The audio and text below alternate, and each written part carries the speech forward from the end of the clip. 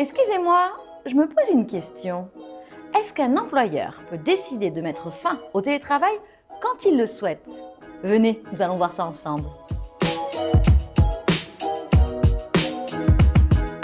Tout dépend du cadre juridique qui a permis la mise en place du télétravail au sein de l'entreprise. Car le télétravail peut découler d'un accord d'entreprise, d'une charte ou d'un accord individuel entre l'employeur et le salarié. Dans le cas d'un accord individuel, il convient tout d'abord de se référer aux clauses de réversibilité du télétravail formalisées dans l'accord et d'en respecter les différentes modalités, comme le délai de prévenance et le formalisme par exemple. Si rien n'est précisé, l'employeur a besoin de l'accord du salarié pour toute modification du contrat de travail. En revanche, quand le télétravail s'appuie sur un accord d'entreprise ou une charte, ce sont ces actes juridiques qui fixent les modalités. L'employeur peut parfois mettre fin au télétravail unilatéralement si c'est prévu dans les textes. Mais attention, mettre fin au télétravail ne veut pas dire qu'on ne peut plus jamais travailler à distance. Ici, il est question d'organiser ou d'adapter les modalités. Et dans tous les cas, l'employeur garde son pouvoir de direction.